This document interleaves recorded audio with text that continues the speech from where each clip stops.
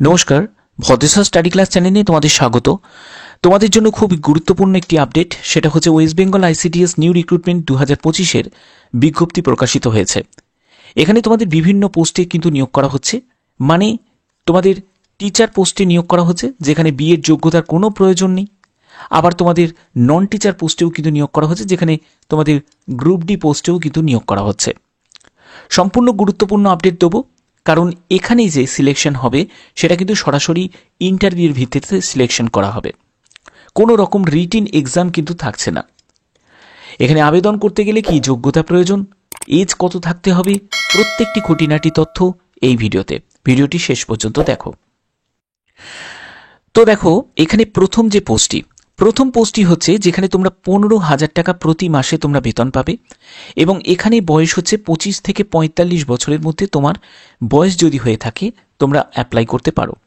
এই পোস্টটি হচ্ছে হেড মিস্ট্রেস, ঠিক আছে, হেড মিস্ট্রেস এই পোস্টে নিয়োগ করা হচ্ছে, যেখানে যোগ্যতা হচ্ছে গ্র্যাজুয়েশন এবং তোমাদের নার্সিং ট্রেনিংয়ের ডিপ্লোমা তোমাদের থাকতে হবে।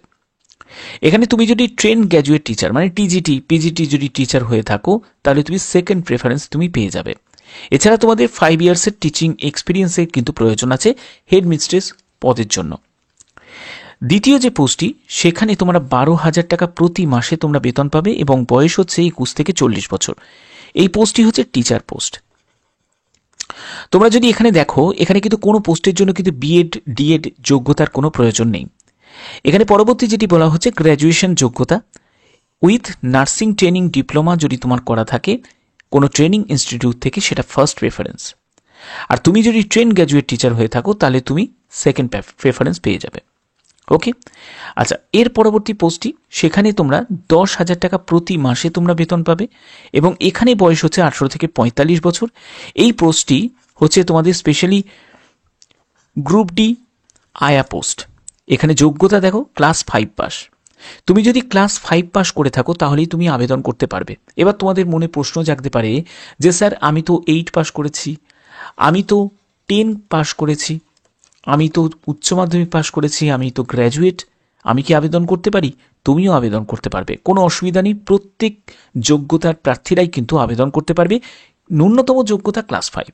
ওকে, আচ্ছা, এবার দেখো তোমাদের এখানে কি বলা হচ্ছে। এই যে নিয়োগের ব্যাপারে এখানে বলা হচ্ছে যে তোমাদের যে পোস্টগুলো বললাম, হেড মিস্ট্রেস আছে, তারপর টিচার আছে, আয়া আছে, এইসব পোস্টগুলোর জন্য তোমাদের গেজেটের যে হলিডে আছে, যেরকম তোমাদের ছুটির দিনগুলো স্কুলে ছুটির দিন যেরকম থাকে সেরকম কিন্তু তোমরা ছুটি পাবে। অ্যাপয়েন্টমেন্টসের ব্যাপারটা যেখানে বলা হয়েছে যে ফিমেল ক্যান্ডিডেট শুধুমাত্র তারাই কিন্তু আবেদন করতে পারবে, এবং এই যে নিয়োগটি এটি কিন্তু 11 মাসের একটা কন্ট্রাকচুয়াল ভিত্তিতে নিয়োগ করা হচ্ছে। এবার তোমাদের এটা দেখে হয়তো তোমাদের মনের মধ্যে হতে পারে যে স্যার কন্ট্রাকচুয়াল একটা চাকরি করে আমি কি করব। তো দেখো, তোমরা জানো বর্তমান সময়ে কোনো যদি প্রাইভেটে কোনো স্কুলে তুমি যদি চাকরি করতে চাও বা কোনো প্রাইভেট সংস্থায় কাজ করতে চাও, তোমাদের কিন্তু কি প্রয়োজন, এক্সপিরিয়েন্স প্রয়োজন। আর এই এক্সপিরিয়েন্সটা তোমরা ফ্রি অফ কস্টে তোমরা কিন্তু অ্যাচিভ করতে পারো এই রকম কিন্তু জায়গায় আবেদন করলে, যদি তুমি সুযোগটা পাও। তার জন্যই বলছি, এই যদি আবেদন করো আর তুমি যদি একটা সুযোগ পাও এখানে কাজ করার, তাহলে এই অপরচুনিটিটা তোমাদের কিন্তু সেরা অপরচুনিটি হবে। তোমরা অন্যান্য অনেক ভালো জায়গায় কিন্তু পার্মানেন্ট পোস্টে এই যোগ্যতার ভিত্তিতে চাকরি পেতে পারো। তার জন্যই তোমরা যদি সুযোগ থাকে তাহলে এটা করতে পারো। এবার দেখো মেথড অফ অ্যাপ্লাইং, এখানে কিভাবে আবেদন করতে হবে। এখানে তোমাদের কোনো রকম অ্যাপ্লিকেশন পাঠাতে হবে না, কোথাও আবেদনপত্র পাঠাতে হবে না। এখানে বলছে ইন্টারেস্টেড ক্যান্ডিডেট, যারা আগ্রহী ক্যান্ডিডেট তাদের deputy inspector general of police এখানে দেখতেই পাচ্ছ, এবং ঠিকানাটা যেটা দেওয়া আছে সিআরপিএফ ভিল কাওয়াখালী, সেটা হচ্ছে সুশ্রুতনগর শিলিগুড়ি দার্জিলিং, এই ঠিকানায় তোমাদের উপস্থিত হতে হবে। সম্পূর্ণ ওয়াক ইন ইন্টারভিউর ভিত্তিতে কিন্তু এখানে সিলেকশন করা হবে। ইন্টারভিউ কাম সিলেকশন টেস্ট তোমাদের কিন্তু থাকছে।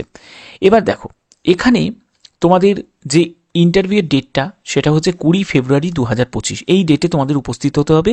যাবতীয় অরিজিনাল ডকুমেন্টস এবং ফটোকপি অফ এডুকেশন কোয়ালিফিকেশন এবং তোমাদের 3টে পাসপোর্ট সাইজের ছবি। এবার তোমাদের ব্যাপারটা ক্লিয়ার করি যে কি কি ডকুমেন্টস তোমাদের প্রয়োজন। তাছাড়া তোমরা তো কোনো রকমভাবে অ্যাটেন্ড থাকলে সেখানে কিন্তু তোমাদের কনসিডার করা হবে না, ডিসকোয়ালিফাই করে দেওয়া হবে।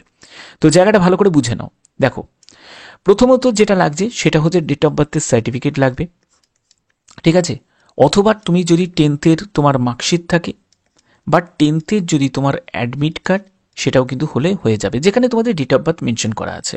ওকে, এছাড়া তোমাদের যেটা লাগছে সেটা হচ্ছে কাস্ট সার্টিফিকেট লাগছে। তুমি যদি SC ST OBC হয়ে থাকো তাহলে অবশ্যই তোমাদের কাস্ট সার্টিফিকেটটাও তুমি সঙ্গে করে নিয়ে যাবে।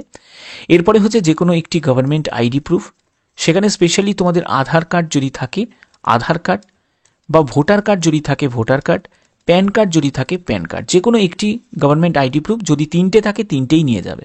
ক্লিয়ার? এর পরবর্তী কি লাগছে? Education qualification. দেখো, তুমি ক্লাস 5 হও বা তুমি যদি ক্লাস 8, 10, 12 যাই পাস করো না কেন, সেই যোগ্যতার প্রত্যেকটি ডকুমেন্টস তোমরা সঙ্গে ক্যারি করবে, কারণ তোমাদের বিভিন্ন পোস্টের জন্য বিভিন্ন রকম যোগ্যতা। তো সেক্ষেত্রে যা যা ডকুমেন্টস আছে সব কিছু তোমরা সঙ্গে ক্যারি করবে, এবং তার কিন্তু তোমাদের কপিও রাখতে হবে, মানে জেরক্স কপিও রাখতে হবে সেলফ অ্যাটেস্টেড করে। ওকে, তো এই সব ডকুমেন্টস ছাড়া কিন্তু কোনো রকমভাবে অ্যাপ্লাই করা কিন্তু যাবেই না। এগুলো কিন্তু খুবই প্রয়োজন আবেদন করতে গেলে।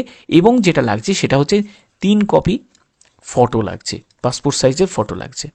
তো এই ফটোটাও কিন্তু তোমাদের নিয়ে যেতে হবে, যেন দেখবে 3 মাসের যেন বেশি ওল্ড যেন না হয়, 3 মাসের যেন বেশি পুরনো যেন না হয়। ওকে, তো এই হচ্ছে এখানে ব্যাপার বলা আছে। ওকে, আচ্ছা দেখো, এবার দেখো যে তোমাদের কোন পোস্টের জন্য কত ভ্যাকেন্সি আছে। তুমি যদি হেড মিস্ট্রেস পোস্টের জন্য আবেদন করো, এখানে একটি মতো শূন্যপদ আছে এবং 15,000 টাকা প্রতি মাসে বেতন পাচ্ছ। তুমি যদি টিচার পোস্টের জন্য আবেদন করো, এখানে 8টি মতো শূন্যপদ আছে এবং 12,000 টাকা প্রতি মাসে তোমরা বেতন পাচ্ছ। এবং তুমি যদি আয়া পোস্টের জন্য আবেদন করো, এখানে 7টি মতো শূন্যপদ আছে এবং 10,000 টাকা প্রতি মাসে তোমরা বেতন পাবে। দেখো, পশ্চিমবঙ্গে কোনো চাকরি, হয়তো তোমাদের প্রশ্ন জাগতে পারে যে স্যার এত কম শূন্যপদ, তো যাই থাকুক না কেন কম শূন্যপদ, কম্পিটিশনও কিন্তু কম হবে, ঠিক আছে? যেখানে বেশি শূন্যপদ সেখানে কম্পিটিশনও হাই হবে, ব্যাপারটা তো এটাই। ওকে, তাই বলছি যদি সুযোগ থাকে তাহলে প্রত্যেকে কিন্তু আবেদন করতে পারো। আর এরকমই গুরুত্বপূর্ণ আপডেট পাওয়ার জন্য অবশ্যই কিন্তু তোমাদের জেলার নাম কিন্তু কমেন্টে জানাবে, কারণ প্রতিনিয়ত গুরুত্বপূর্ণ আপডেট আমি আমার চ্যানেলের মাধ্যমে তোমাদের কাছে প্রোভাইড করে থাকি। এখনের মতো এটুকুই, ধন্যবাদ।